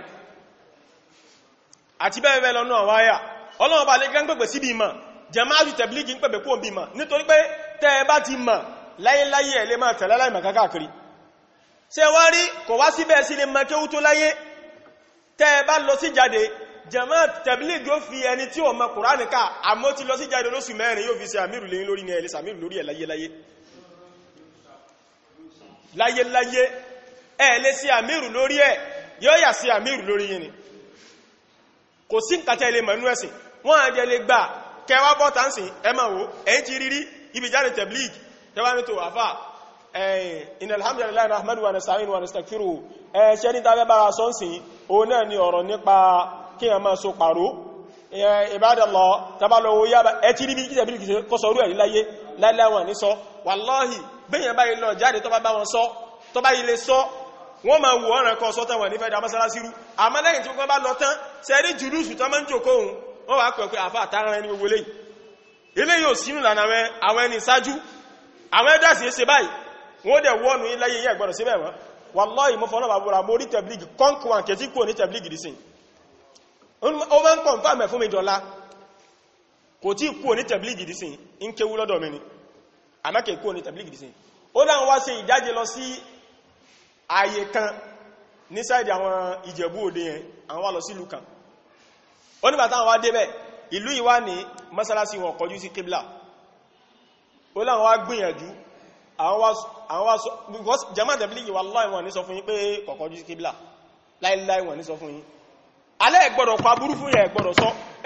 ẹ pè wọ́n lọ síbi ìjáde wọ́n mọ̀ mọ́ fúnra wọn usulu wọn ni pé ìjáde ni ẹ máa pèpè sí ìjáde jamaatu tẹ̀blígì ò ṣe gbà pé nìkankan ṣe súnnà rí láyé àfikọ́ ma ṣe tẹ̀blígì kí tẹ̀blígì rí ọkọ̀ ọ̀dánùgbà sí báyìí kó gẹ́sòkòtò kọ́ ma rí ọkọ̀ ma sọ̀rọ̀ àkídàrú sínú àjàmà lẹ́nu báyìí kò tí gbà tó bá ṣe ọkọ̀ rí ọ pẹ̀lú mẹ́ ẹ̀yà síwájú ọfẹ́ tàn ní ẹ̀wọ̀n ìkọ́rọ̀mù lọ́fẹ́ ṣe fún ẹ̀yẹn ẹ̀yà síwájú wa èyí kí ní kẹ́dàkùn ìjáde oṣù mẹ́rin lẹ́ti lọ́nà ọfẹ́ mọ̀ bẹ̀yà tẹ̀blígì náà bí i tẹ̀blígì ní tó bá ní ìjáde bó èmi ọlọ́jáde ẹ̀yà síwájú wa ẹ̀ lọ jáde bó olùjọ́nà mẹ́ni rẹ̀ ní akẹ́nìkan tẹbá sọ yọ́kọ́ ni oṣù mẹ́rin àbí mashallah ó ń gbé yín gẹ̀ẹ́sí ayẹ́ ni o ọfẹ́ tẹ́sì ní oṣù mẹ́rin àbí tẹbá ní àyọ́rọ̀ yín lóṣù mẹ́rin ayẹ́ tí lóṣù mẹ́rin ọmọ ìyá ẹ̀yà síwájú ẹ̀yà àgbàlagbà ẹ̀yìn kìníkan 40 days ńkọ́ tẹbá rẹ̀ tí lọ 40 days lọ 3 days ńkọ́ tẹbá rẹ̀ tí lọ ẹni tí mo sọ pé ó ń kéwú lọ́dọ̀ mi àwọn jamaatu tabligh wọ́n rìn òṣì kan wá láti Pakistan láwọn tí àwọn tó jẹ́ mọ́ Pakistan wọ́n wá sí mọ́sálásí kan ní ibi sáìdì méjì dádí yẹn lọ́jà àyà ẹni yìí mo wá ní kó zoom ẹ̀ wọ́n fẹ́ bá wọn sọ̀rọ̀ olè náà ni ma fi parí inṣáàlá bàtà débẹ̀ ẹni tí ilé tó jẹ́ Pakistani yẹn tí mo fẹ́ bá sọ̀rọ̀ abásálámọ̀ síra wa kò rí mi rí láyé fa àmọ́ ó chánsì mi nítorí pé elderly person ni àgbàlagbà ni ó fi ọjọ́ orí chánsì mi jọ ẹ̀ aláì ó kọ́kọ́ rí mi ń sálámọ̀ sí mi báyìí ó ní brother kò gbọ́ òyìnbó náà dáadáa o 4 months mo ní no èmi náà mo come down sí level ẹ̀ torí kò gbọ́ òyìnbó 4 months mo ní no 40 days mo ní no 3 days mo ní no 3 days is good for you 3 days is good for you 3 days is good for you wàláì tí ń bá mi sọ nìyẹn 3 days is good for me ní bá mi sọ wàláì orí mi pẹ̀lú rúgbà pẹ̀lú ṣòkòtò ó bèèrè báwo ni dáwà ń lọ nílùú ìlú wa ó bèèrè báwo ni dáwà ń lọ lórí ládùúgbò wa ó bèèrè àkídà mi pé aina Allah ẹ̀tí ọ̀nà sábà nísìn ó bèèrè àkídà mi pé madha taqulu fi kadha wa kadha kí a ma sha Allah ìbúlẹ̀ bọ́rọ̀ dáwà dé ìbúlẹ̀ bámàdé ìbúlẹ̀ kílẹ̀ ti ha kọmọ bí lè pé ìbúlẹ̀ kílẹ̀ ìbúlẹ̀ ha Kùránì dé àwọn mùtúnù ìbúlẹ̀ ha dé ẹ̀tí ọ̀nà sáà yìí ti ń bá mi sọ ni pé 4 months 40 days 3 days nígbàtí máa lè gbogbo ẹ̀ no wàláhì 3 days is good for you wàláhì ọ padà fi mílẹ̀ bí ìgbà pé ìjámọ̀ kankan ni wàláhì bí tẹ̀blígì ṣe rí nìyẹn true picture wọn nìyẹn wọn gbà pé ní kankan sí Islam láyé àfẹ́tíṣẹ́ bá ń lọ jáde nítorí wọn máa ka orísìí àwọn ọlá tí ń bẹ fún àwọn tó lọ jáde tán darí fún yín ṣe wá rí tẹ̀blígì láyé irọ́ ti dẹ́kan ọpọlọ wọn ń pa ìyẹ́lẹ̀ yàrá wàláhì tẹ̀blígì ń parọ́ gan gbogbo tí ó ṣẹlẹ̀ wọ́n mẹ́ ní ó ṣẹlẹ̀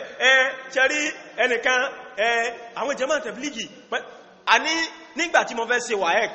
nígbà yẹn wàlá ìjọ tí mo ti hẹ́ẹ̀tì tẹ̀blígì láyé mìíràn àwọn ènìyàn ní kí n fi WAEC lẹ́kí ká lọ jáde nípa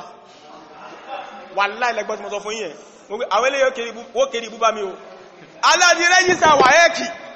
àwọn tẹ̀blígì wá gbọ́ mo wá sèsì kírun mọ́sálásí yẹn jọ yẹn báyẹ̀ wá lẹ́yìn asírì ni bọ́ ṣe parí kìníta báyìí sẹ́mà yóò kú àmúrẹ́lẹ́ ọkọ̀ọ̀kan yẹn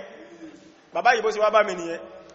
ẹ̀yin ọ̀dọ́ ẹ̀yin kìní kan èyàn síwájú ẹ̀ ń ṣe kírọ́mù fún mi mọ́sáwá bá mi sọ̀rọ̀ títí fá mo ní bàbá èmi ò lè lọ jáde kílódé mo ní wáyé kí wájú ní àwọn ní brọ́dà ṣe rí gbogbo nǹkan ọlọ́run ní máa ń ṣe gbogbo nǹkan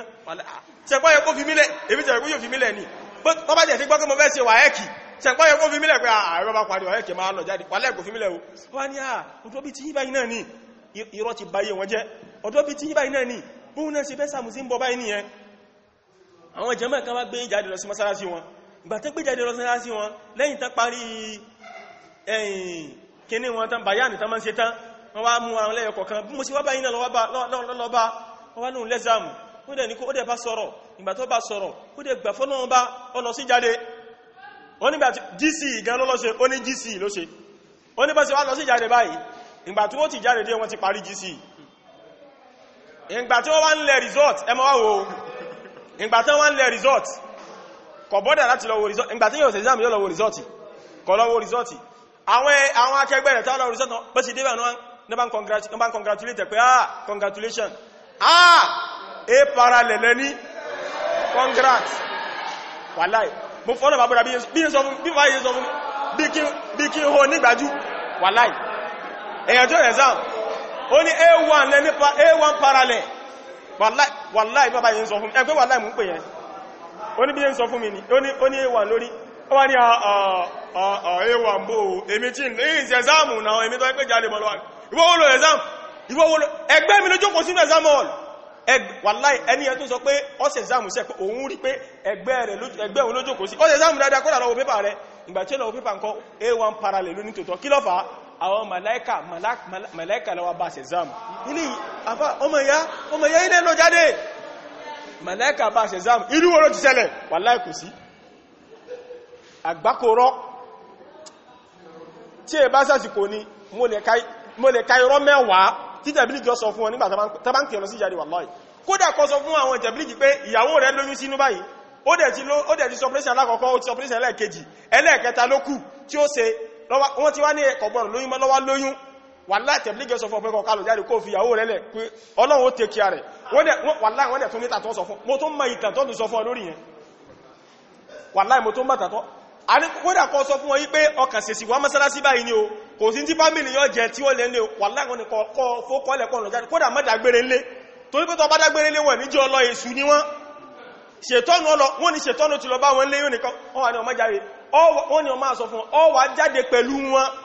lẹ́ni tí ó fi ìyàwó ńlẹ̀ ńlé tí ó ní àmọ́ nígbà tó bá fi dé ọba ìyàwó yí pé nínú ẹ̀rọ tí ń lọ ìyẹ̀fun sì ń jáde tí wọ́n sì ń jẹ tí tó fi dé ìyẹ̀fun jáde àwọn irọ́ àgbákò àwọn wàláì sẹ́rí tẹ̀blígì ọ̀rọ̀ wọn ó kọjá àsìkò yìí ọ̀rọ̀ àsọgbétì ni ayẹ̀ṣẹ̀ bẹ̀rẹ̀ sí mú nínú àwọn àkídà wọn ni kò tí yẹ báyìí sí wàláhì ọ̀rọ̀ àtẹ̀blígì wọn kí ń sáàlù súnà rárá kò yẹ báyìí sí wọn kí ń sáàlù súnà rárá kò síbi tí tẹ̀blígì wà tí wọn ní dọ́gba pẹ̀lú àwọn tẹ́wọ̀n bẹ́ẹ̀ nítorí pé kíni wọ́n fẹ́ pè wọn sójú ọ̀nà ìjáde so abẹ́lọ́wọ̀n bá lè kíra kọ́dáhùn kí ó sàánú ìkọ̀kan wa so abẹ́lọ́wọ̀n bá lè kíra kó mú wa dúró lórí kìtàbà àti súnnà so bá ní sí yìí so kọ́lọ̀ bá lè kíra kó mọ́ sí wá lẹ́ni tí ó mọ̀ tẹ̀lé fẹ́nu kọ́lọ̀ bá lè kíra kó àgbogbo àwọn tí wọ́n jẹ́ àwọn ọmọ ìyá wa tán wà ní tẹ̀blígì abẹ́lọ́wọ̀n bá lè kíra kọ́lọ̀ bá kó bá fọ̀nà mọ̀ wọn kọ́lọ̀ bá kó mọ̀ wọn kún bẹ́ẹ̀ torí pé ọ̀pọ̀lọpọ̀ àwọn míì ń bẹ́nu àwọn ọmọ ìyá tán wà ní tẹ̀blígì tó ẹ́ sí pé wàláhì ẹ̀sìn làwọn fẹ́ ṣe wọ́n rò pẹ́ sí nìyẹn ni wọ́n mọ̀ pé wàláhì kódà mọ́ tẹ̀blígì tí mo gbó tẹ̀blígì kan bẹ àjọ ń gbé níbi kan náà ládéníjì ni adéníjì àdèlé Lagos Island wàláhì yóò sì lọ mú gbó lábẹ́ bíríjì adéníjì kò mísì ẹ̀rí láyé ìsúntà àbájẹ̀bú wàláhì tẹ̀blígì wọ́n tayà láyà àbájẹ̀bú gbọ́dọ̀ sọ fún wọn pé kò dáa yóò máa gbọ́ yé fúnra rẹ̀ ni kò yé báyìí yóò máa gbọ́ yé fúnra rẹ̀ wọ́n kí ń kọ burú fúnra wọn ṣùgbọ́n bàdé kákúdà kó fọ́nà mọ́ wọn àwọn yìí náà wọ́n rò pé tán bá fẹ́ kà sí lórí tẹ̀blígì ẹni tí ń jalè tí ó jalè mọ́ pé bródà tẹ̀blígì dá gan sẹ́rẹ́ bí mo sí ń wà ìpẹ́ sí ń wò mí apààyàn ní mí òtọ́ dẹ̀ ni wàláhì apààyàn ní tòótọ́ àmọ́ mẹ́ nígbà tí mo wá bẹ̀rẹ̀ ìgbọ̀n yìí in ti pààyàn mọ́ èyí wọ́n wá ló túmọ̀ sí pé tẹ̀blígì dá ẹ̀rí ni ó fún wa èyí wọ́n sọ pé nítorí pọ̀ wá pààyàn mọ́ lọ́wọ́ túmọ̀ sí pọ̀ dá àìmẹ́yẹyàn tí ó ṣe tẹ̀blígì tí ó pààyàn àbí àìmẹ́yẹyàn tí ó ṣe tẹ̀blígì tí ó pààyàn tó ti wá mí ní pé tí ń ṣe dáa nìyẹn ẹ̀rí ni ó mú wá lórí tó ń pèpè sí ìjọ wà níbàmú pẹ̀lú kìtàbà àti súnnà abẹ́lọ́wọ̀n bá rí kẹ́kọ́lọ̀ kó sànúwà subhanaka wa bihamdik ashhadu an la ilaha illa anta astaghfiruka wa atubu ilayk jazakumullahu khairan jazaa agbẹ́ni ọmọ ustaz tí wọ́n ti gbá wá ṣe àlàyé lórí ohun tí a gbọ́ tán ní ìsìn àti ọlọ́rọ̀ subhanahu wa ta'ala tó ń ṣàdáwà ní ẹ̀sán rẹ̀ ní ayé àti ní àdìkìyà rẹ̀ àwọn tí a sì gbọ́ lọ́wọ́ àwọn ìkàlẹ̀ ẹ̀rí àwọn ọmọdé tí wọ́n lọ nílò pọ̀ pọ̀ ṣùgbọ́n nítorí àsìkò tó ti lọ a fẹ́ kí ustaz wa ní ìgbà tábàrí dáwọn ẹ̀ tó ń kàbà wá ṣe kéèkéèké kí ọ̀rọ̀ àtúnṣe ṣe ní òfin ìbéèrè àkọ́kọ́ wọ́n ní ẹgbẹ́ kan ti wà ní tanis tí wọ́n pè ní Ummah Movement Group wọ́n ní ìjẹ́ ẹgbẹ́ náà ní ilé ìwé kí ìsìn ìwé náà wọ́n lẹ́gbẹ́ kan wọ́n tàbí pè ní Ummah Movement Group tó bá yẹ pàwọn títí Ummah ọmọlẹ́yìn Olúkadé sí mọ̀mà náà ni tó bá yẹ pàwọn náà pè ní Ummah Movement Group ẹlẹ́gbẹ́ ni wọ́n ẹgbẹ́ tí ó dá ni wọ́n wọ́n so ibà ní sí Ikhwan ni wọ́n ẹgbẹ́ burúkú gbà ni wọ́n àwọn tán gbà pé àti Ṣíà o àti Súfí o àti gbogbo wa ọba kan náà ni wá ẹjá kóra ajá káwọ̀ kásà lọ gbàjọba pé bá ní sí ọba àmọ́ sí pèlú Abubakri já lọ gbàjọba ọba ní kò ní dá fún Umaru já lọ gbàjọba so ibà ní sí ẹgbẹ́ burúkú ni wọ́n ẹgbẹ́ tí ó dá ní Allahu a'lam tó bá yẹ pàwọn ni wọ́n pè bẹ́ẹ̀ sáwọn náà ni tọ́ ọya ìbéèrè kejì ní pé ìjẹ́ èèyàn lè máa sọ pé Ahlus Sunnah ni náà wọ́n ní ìjẹ́ ẹni máa sọ pé Ahlus Sunnah ni mí èyàn lè sọ bẹ́ẹ̀ wípé Ahlus Sunnah ni mí ṣùgbọ́n àwọn àfáà máa ń sọ wa lára gan níbi àwọn gbólóhùn yìí kọ́mọ́ dàbí wà pé èèyàn ti tẹ́síkì ara rẹ̀ èèyàn sàfọ̀mọ́ ara rẹ̀ wala tuzakku anfusakum wa a'lamu man ittaqa wọ́n ló ti tó kíyàn sọ pé mùsùlùmí ni mí nígbà tó bá tún wá béèrè fọ́dà wípé mùsùlùmí ni ó àgbà bẹ̀tì mùsùlùmí pọ̀ irú mùsùlùmí olo bìlọ́ǹgì sí kẹtí ọ̀nà sáà máa ń sí kẹwàá ní alùsùnnà ni mí àmọ́ kọ́ mọ́ jẹ́ pé ní láti pìlẹ̀ ní ó ti sáré máa sọ bẹ́ẹ̀ kò tí yé báyìí nísìnyí nítorí pé Súfí náà mùsùlùmí náà làwọn náà ń pera wọn àbẹ́ẹ̀kọ́ ni àtẹ́ntọ́ jẹ́ mùsùlùmí náà àtẹ́ntọ́ ti jáde kúrò ní Islam náà wọn mùsùlùmí náà ń pera wọn àwọn Ṣíà náà mùsùlùmí làwọn náà ń pera wọn àbẹ́ẹ̀kọ́ ni àtẹ́ntọ́ jẹ́ mùsùlùmí náà àtẹ́ntọ́ ti jáde kúrò ní Islam náà wọn mùsùlùmí náà ń pera wọn so ìgbà míì bẹ́jọ́ pé àkàn nígbà lọ́wọ́ rẹ̀ kọkàn ní mùsùlùmí lásán ni ọ́ á fẹ́ mọ irú manhajù lọ ń tẹ̀lé irú àkídà wo ni tọba tó wá béèrè fọ́dà ìmọ̀ ẹ̀nà àwọn afáà nípa sọ pé o mùsùlùmí tó ń tẹ̀lé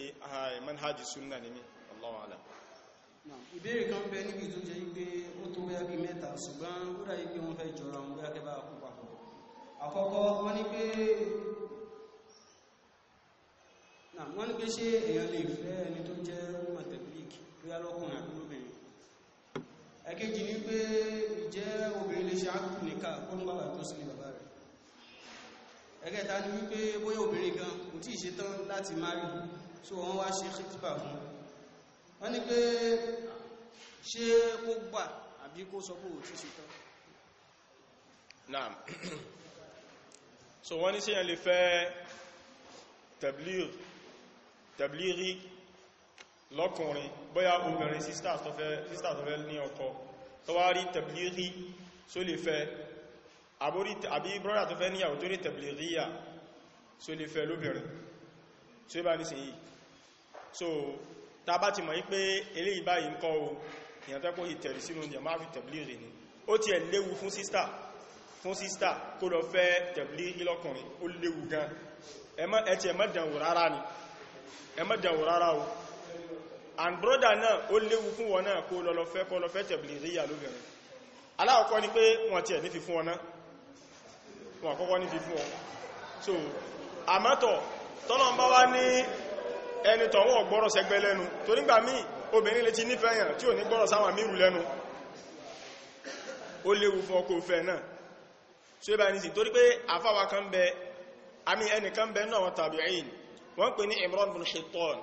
ìkan náà àgbàfà ní tó pé ó nímọ̀ gan súnní ni ọmọ kéwà wọn sọ̀hábà ní Imran bin Hittan kódà al-Imam al-Bukhari gba hadith wà tó pọ̀ nínú Sahih Bukhari súnní gidi tó nímọ̀ ni ọmọ kéwà wọn sọ̀hábà ni in tó kó bá ní pé ọlọ́fẹ́ kọ̀ọ̀rìjíyà lóbìnrin àwọn àfáà tó dẹ̀ jẹ́ akẹgbẹ́ rẹ̀ lásìkò yẹn wọ́n ké fún àwọn orí tó ń bá ti fẹ́ wọ́n sọ dálù súnnà ni wọ́n gbọ́n gbó àkídà kọ̀wárí ti ń bẹ lórí ẹ̀pá wọ́n gbọ́n kò yẹn ni ó fẹ́ obìnrin tán kàkà kó rí obìnrin sọ di dálù súnnà obìnrin ló sọ di kọ̀wáríjì o kódà Imran bin Hittan níbi tó burú dé ọkọrin láti fi yin àwọn tó pa Álì pé jihad ni wọ́n ṣe kò yí báyìí nísìnyí ẹ̀dàkùn nígbàtí Imran bin Hittan máa jalalatihi tó ti bó ṣe gbangba tó bó ṣe nímọ̀ tó a ní Bukhari gba hadith wá títí dò ní hadith ẹ̀mẹ́ Sahih Bukhari tó bá di khariji nítorí obìnrin èmi ọmọ bí wọ́n ti fẹ́ mórílà kó bí kọ mọ́dí tẹ̀blìrì lára tẹ̀blìrìyà tó lọ fẹ́ so ẹ jẹ́ ká lọ fẹ́ ni tó jọ wá nínú àkídà ẹni tó jọ wá ní manhaj àyàfi tá bá rí pé obìnrin yẹ̀mí rẹ̀ rọ̀ ó sì rìn ní ọwọ́ lọ́bàá tá mọ̀ pé tá bá fẹ́ a lè rí yí padà sójú ọ̀nà súnnà ẹ̀hẹ́ òní káyì síṣẹ́ lórí bí ó ṣe yí padà rẹ̀ síwájú ká tó fẹ́ ìgbà táwà fẹ́ tán tí ó wá ní ṣe bá tí ọmọ wá kábàámọ̀ lọ so wallahu alam wọ́n ẹlẹ́kejì ni pé síyàn lè so igi kó ṣe aqdun nikah kó sì súnmọ́ wọn lè bàbá rẹ̀ bẹ́ẹ̀ ni kò sí ìwọ̀n bẹ̀ èyàn lè ṣe aqdun nikah kó ti so igi kó ti di ẹni tó yẹ pé ó ti lẹ́tọ̀ sí ọkùnrin tán so igi rẹ̀ fún ọkùnrin náà ti lẹ́tọ̀ sí tó ń ti bẹ́ẹ̀ tí ò ní tí kú nílé bàbá rẹ̀ tó bá wọ̀ fáwọn òbí rẹ̀ bẹ́ẹ̀ táwọn òbí rẹ̀ bá gbà fún bẹ́ẹ̀ pé tó agbà fún sì máa wà lọ́dọ̀ wa bọ́yọ́kọ̀ tí rẹ́dì bọ́yọ́kọ̀ tí àbáwọn méjì sí jọ ń kàwé lọ́wọ́ àwa rí pé tí a bá fi wọ́n fúnra wọn àwọn méjì ọmọ ṣe fasad ọkùnrin ti ní bùkátà sóbìnrin táàbá dẹ̀ gbígbà ọ̀nà halal fún yọ́mọ̀ sí lọ́nà haram obìnrin náà ti ní bùkátà sọ́kùnrin táàbá gbígbà ọ̀nà halal fún yọ́mọ̀ sí ní haram yọ́mọ̀ sí lọ́nà haram àwọn òbí àwọn méjèèjì tẹ́ni wọ́n bá pé kan fi wọ́n fúnra wọn kò yẹ báyìí nísìnyí kan dẹ̀ lẹ́tọ̀ ara wọn nǹkan tó fẹ́ máa ṣe lọ́nà burúkú yẹ kan máa ṣe lọ́nà tọ́tọ́ kọ́sì máa wà nílé ara wọn títí di àsìkò tọ́nà bà lè lò fún wọn ní lágbára láti kíni láti gbé wọn sílé kò yí báyìí nísìn tó wáyé pé àwọn òbí wọn bá fàyè gbà kò sí kan tó burú bẹ́ẹ̀. ẹlẹ́ẹ̀kẹta tó tún jọmọ́ bẹ́ẹ̀ ó ní wípé wọ́n ní ṣé obìnrin tí ò tí ì ṣetán ṣé tó bá ṣe khitba sí só lè gbà kò lè gbà eléyìí báyìí ò dáa kò dáa tí èèyàn bá ti ṣetán tí wọ́n bá ṣe khitba síyàn kíyàn sọ fún wọn kíyàn sọ fẹ́ni tó ṣe khitba pé òun ò tí ì ṣetán kọ́ wẹ́lú mi kò yí báyìí nísìn ó tí ì ṣetán wọ́n dẹ̀ ṣe khitba sí ọwá gbà ẹ̀wà ń fẹ́ra yín kalẹ̀ eléyìí báyìí ò dáa o kò yí báyìí nísìn so wallahu a'lam. ìbéèrè lẹ́yìn pé wọ́n ní hal yajuzu at-tasawwuf fi al-islam am la wọ́n ní ǹjẹ́ ó bá mú ká máa ṣe at-tasawwuf ká máa ṣe súfí nínú islam àbí kò bá mú nítorí pé at-tasawwuf yẹ máa ṣe súfí kò sí lásìkò Ànábì sallallahu alaihi wasallam kò dẹ̀ sí lásìkò àwọn sàhábà àbí tó bá yẹ pé tasawwuf ń bẹ nínú islam tó bá yẹ pé ń bẹ lásìkò Ànábì torí kọ̀wé l'Ànábì wá ṣe o ṣé Tìjàníyà l'Ànábì ṣe ni torí kọ̀ pọ́síbù ká l'Ànábì nítorí Tìjàníyà lẹ́ ti ń tẹ̀lé ọmọlẹ́yìn Ahmadu Tìjàní kò dẹ̀ rọ̀pọ̀ Ahmadu Tìjàní kódà kọ̀bá Imam Malik láyé kọ̀bá Imam Ahmad láyé kò yẹ báyìí nísìnyí bèèlé tí ó wà bá Ànábì bèèlé tí ó bá wọn sàhábà àbẹ́ẹ̀kọ́ ni so àbí ṣe Qadiriyya l'Ànábì ṣe àbí Ja'fariyya àbí Shadhiliyya àbí Naqshbandiyya so à ń ṣe súfí kò sínú kátà Ànábì wà lórí ẹ̀ lásìkò yẹn ẹ̀rìkìmọ̀ náà Ànábì sọ pé man kana ala misli ma ana alayhi al-yawm wa ashabi so at-tasawwuf laysa fil islami fi shay kò sínú islam rárá kájá okùn bẹ̀ wallahu alam. ilé yóò jẹ́ ìbéèrè parí kí a má bínú sí àwọn ìbéèrè tí àwọn ìgbà nítorí àwọn àsìkò so ìbéèrè lẹ́yìn pé wọ́n ní pé ṣé dandan ni kí obìnrin kó wẹ̀ jánábà náà wọ́n ní ṣé dandan ni kí obìnrin kó wẹ̀ aljanaba bẹ́ẹ̀ ni dandan ni gbogbo ń tàà làbọ̀ ọkùnrin lọ́rùn òun náà làbọ̀ obìnrin lọ́rùn àyàfi tó bá jẹ́ sí pé a bá rí dẹ̀ rídu pé iṣẹ́ iye o Ọlọ́run bá ní kẹlá lábò obìnrin nìkan lọ́rùn kò lábọ̀ ọkùnrin lọ́rùn àbá bá rí pé iṣẹ́ iye Ọlọ́run bá ọkùnrin nìkan lábọ̀ lọ́rùn kò lábọ̀ obìnrin lọ́rùn ẹ wo ká dárò gbà sínsìn ọ̀ràn ìyàwó ọkùnrin nìkan ni ká gé ṣòkòtò ọ̀ràn ìyàwó ọkùnrin nìkan ni bàtà níbi tẹnumọ́ ọ̀rọ̀ ṣòkòtò gígé ẹ rí pé ìyàwó Ummu Salama gẹ́gẹ́ bí àpìlẹ̀ tó ti wà lọ́dọ̀ wọn pé an-nisā'u shaqā'iqur rijāl àwọn obìnrin akẹgbẹ́ ni wọ́n jẹ́ ẹnìkejì ni wọ́n jẹ́ fọ́kùnrin níbi ìdájọ́ ṣẹ̀ríà òun rò pé ìdájọ́ káfàṣẹ̀wò tí ó kèye bá obìnrin náà wí ní ọlọ́bá Nabi sallallahu alaihi wasallam Ànábì ní eléyìí ọ̀bá èyàn obìnrin tẹ̀yí obìnrin gan ẹ̀sùn jíkọ ma wọ́lẹ̀ ni àwọn ọkùnrin là ń bá wí kò yé bá rí sí so gbogbo àwẹ̀wẹ̀ jànáàbà ní gbogbo òfin Ọlọ́run bá tẹ́ bá ti ń rí àtọkùnrin àtobìnrin ní bá wí àyàfi ilé tẹ́ bá rí pé obìnrin nìkan lé Ọlọ́run bá rí ká dájú kọ mí báyìí ọkùnrin nìkan Ọlọ́run bá rí ká dájú kọ mí báyìí bí ká lo hijab bí ǹjẹ́ kí wá bèèrè kọkùnrin wá bèèrè ní ìsìnkú ẹ̀dàkùn sí ọkùnrin sí ó lè wẹ̀wẹ̀ haidọ̀ a bèèrè pé sọkùnrin máa ń ṣe haidọ̀ ni so tó bá ti ń ṣe haidọ̀ lọ́kùnrin máa wẹ̀ so ibà ní sí àmọ́ tó bá ti ṣe àmọ́ ẹwọ janaba ń ṣẹlẹ̀ sọkùnrin ń ṣẹlẹ̀ sóbìnrin aljanaba ni pé kọ́kọ àti ìyàwó tó bá ti lọ́kọ ní àbẹ́ tó ti níyàwó ńlé so kí wọ́n jọ súnmọ́ra wọn tó bá ti súnmọ́ra wọn ti jána janaba ni ọ̀nà kejì tí ẹ̀mọ́ ń gbà jána janaba ni pé èyàn tí níyàwó èyàn tí lọ́kọ èyàn sùn ó lálàá omi tí máa ń jáde lára ọmọkùnrin tí máa ń dọmọ ó jáde lára rẹ̀ àbóbìnrin tí máa ń jáde lára obìnrin tí máa ń dọmọ ó jáde lára obìnrin àwọn méjèèjì náà ni máa ń ṣẹlẹ̀ sí gẹ́gẹ́ bí hadithu ìyàwó Ummu Salama radiyallahu anha wa ardaha so ó máa ń ṣẹlẹ̀ sọ́kùnrin ó máa ń ṣẹlẹ̀ sóbìnrin gbogbo eléyìí báyìí ara wọn kan tí máa ń fa jànábà nìyẹn kí nǹkan ọmọkùnrin jáde lára yẹn tí yẹn bá sùn àbí kí yẹn yajú lẹ̀ gan báyìí kí nǹkan yẹn fi jáde lára yẹn ìgbà míì ó máa ń jáde látara àpáyà tí yẹn bá ń ṣe exam lọ́wọ́ ńgbà míì tí yẹn bá ṣe exam lọ́wọ́ ńgbà míì tí ìpáyà bá múyàn nígbà míì máa ń ṣẹlẹ̀ sẹ́lùmí tí nǹkan yẹn jáde lára rẹ̀ ó ti dọ̀rọ̀ yẹn kó wẹ̀ jànábà kò bá jẹ́ ọkùnrin ni kò bá jẹ́ obìnrin wallahu a'lam. ṣùgbọ́n kí a tó lọ kí a gbọ́ àwọn anọ́símẹ́ntì àkọ́kọ́ ní ọjọ́jọ́ Jímọ̀ tí wọ́n máa ń ṣe sisters circle